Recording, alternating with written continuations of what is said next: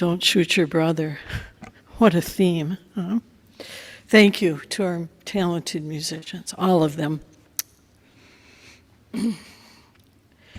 I was a bit surprised when Reverend Christina asked me to be a part of this service, not because I haven't participated in services before, but when she said the focus of this time would be engaged Buddhism.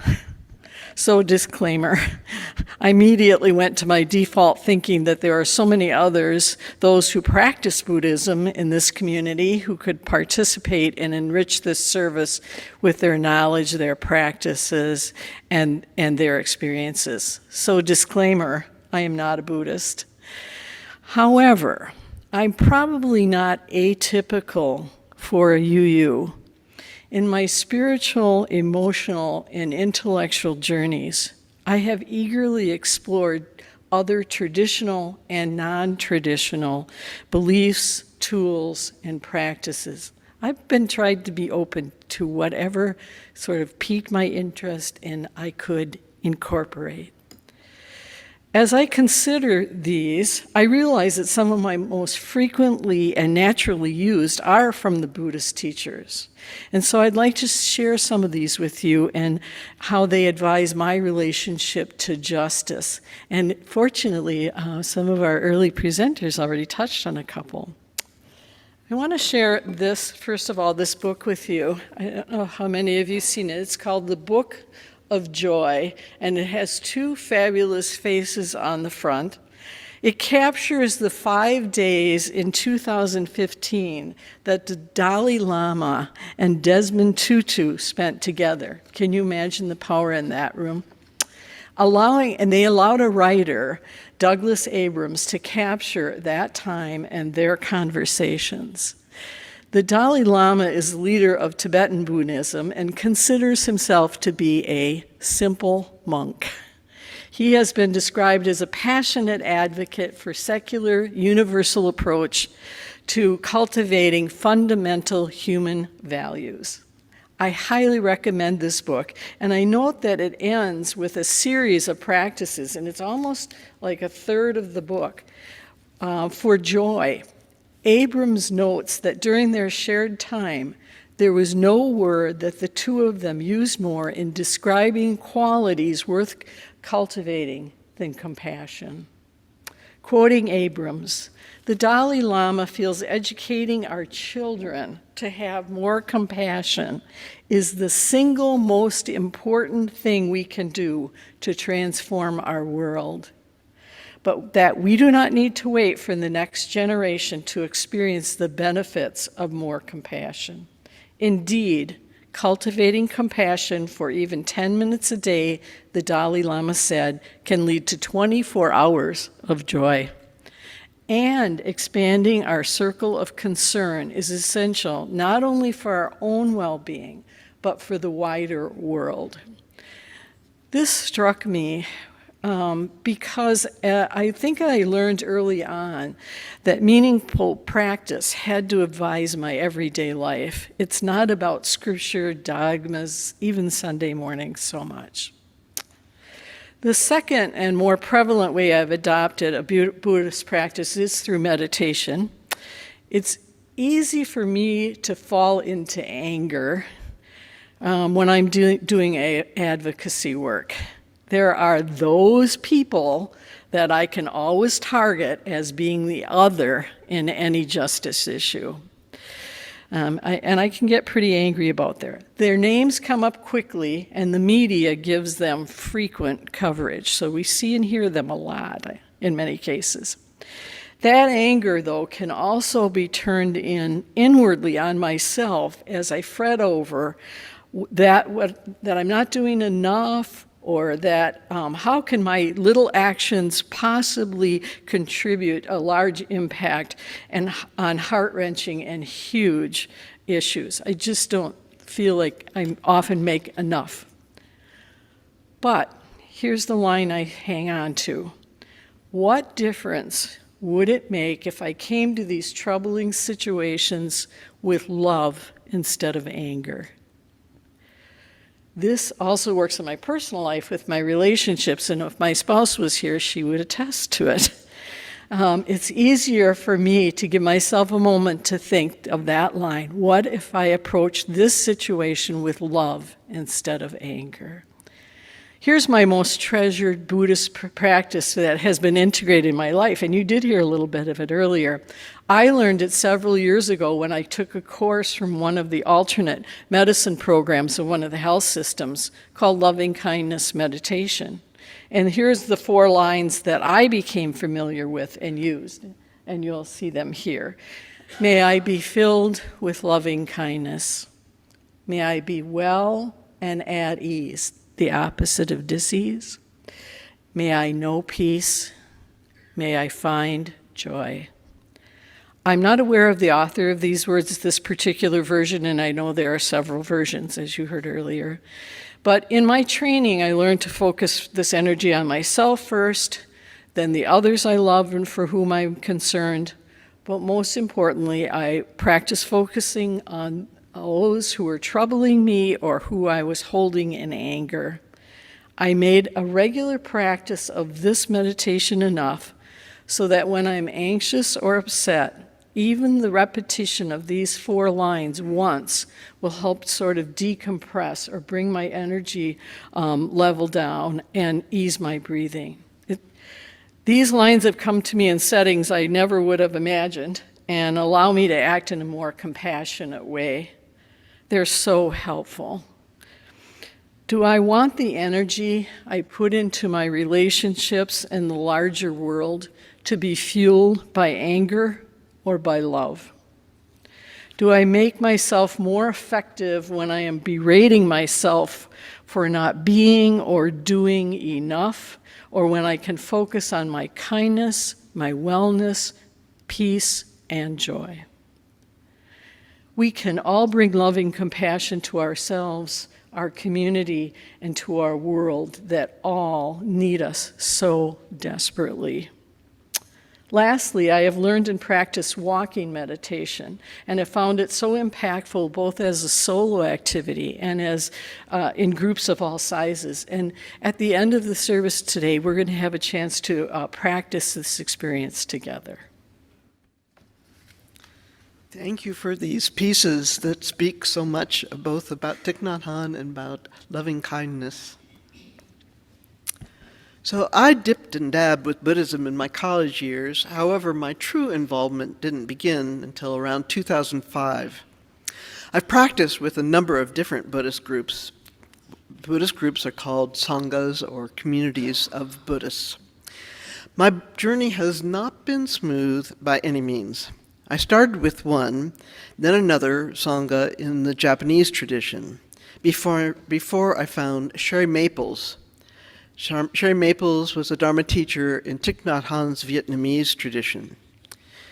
Sherry Maples, she lived in Madison, encouraged and supported me in starting Smiling Dandelion Sangha, which continues here as a program of the Fox Valley Unitarian Universalist Fellowship.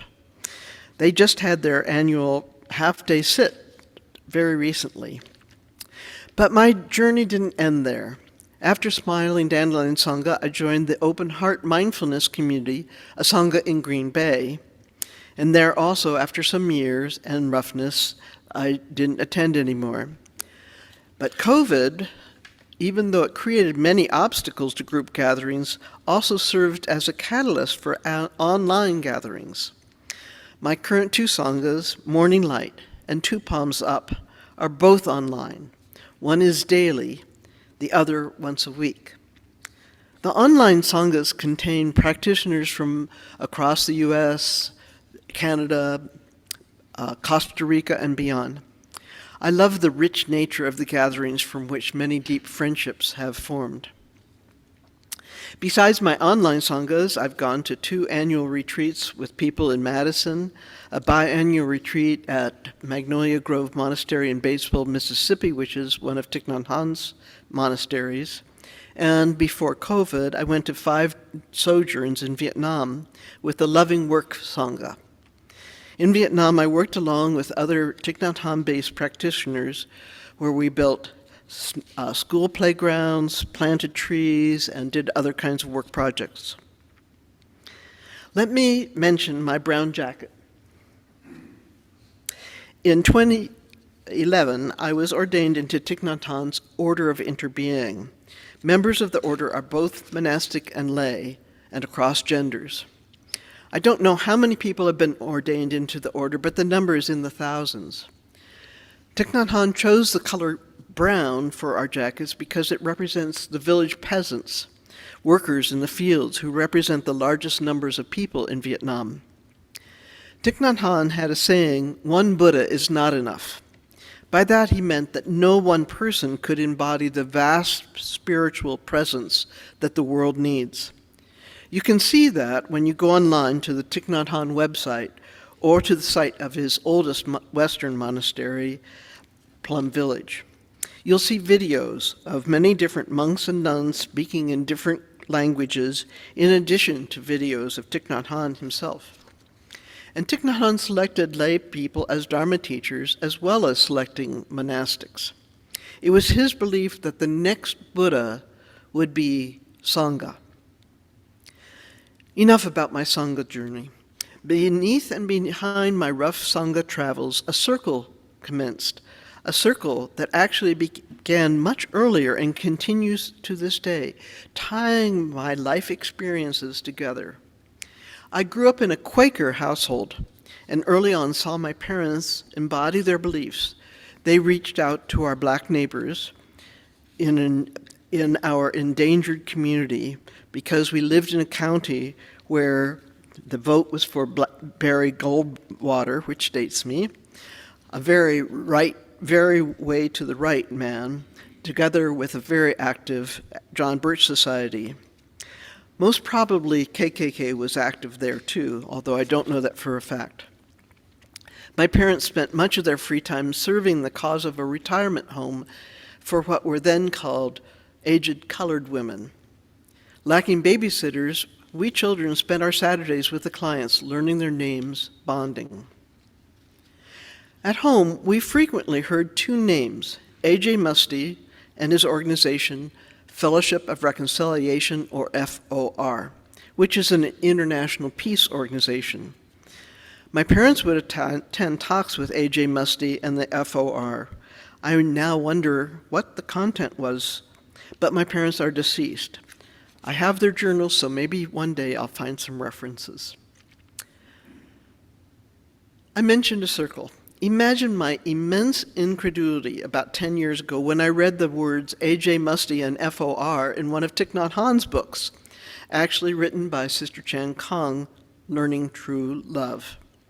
I had left the Quakers because with my sleep disorder I could not stay awake with their unprogrammed meetings, as their services are called. Yet here the Quakers were, once more in my life. A.J. Muste and FOR formed an incredibly tight bond with Thich Nhat Hanh during the U.S. war in Vietnam. At first I didn't know anything about this, but in 2015 I investigated. I discovered a not well-known trove of FOR Thich Nhat Hanh documents that currently resides in the Swarthmore College Library Peace Collection in Pennsylvania. Not a small trove, no, thousands and thousands of pages. Long story short, I've traveled to Swarthmore College 4 times so far and am continuing to scan the documents. The scanning and then depicting documents on spreadsheets constitutes a major part of my current spiritual practice. And what do these documents contain? Some are handwritten letters, poems, and notes that Thich Nhat Hanh wrote during the U.S. war years in Vietnam. He cried out in anguish and agony as his friends and family died at the hands of U.S. military. In some cases, he wrote from Paris, where he was hiding, of the need for secrecy about his own whereabouts. He was hiding from both the Vietnamese and French governments, knowing he could easily be imprisoned. Some documents he wrote with extreme gratitude for the role that the FOR was playing in broadcasting the plight of Vietnam to the world. And what else do the documents contain? Early on, another person, Alfred Hassler, replaced A.J. Muste as the FOR go-to person for Thich Nhat Hanh. The documents depict how, over the years, Hassler created venues across the US, Europe, Australia, Japan, and elsewhere, to which Thich Nhat Hanh went, sharing his messages about Vietnam's peril.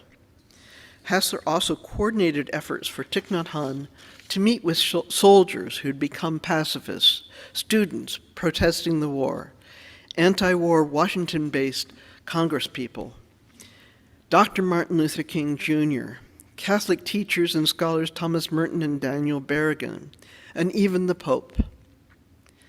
As an aside, each time I reread these documents about how Hassler and Thich Nhat Hanh strategized to call for ceasefire and peace, I wonder, if they could do that then, before the internet, or even international calls were very cheap or free, how come we can't end all wars now?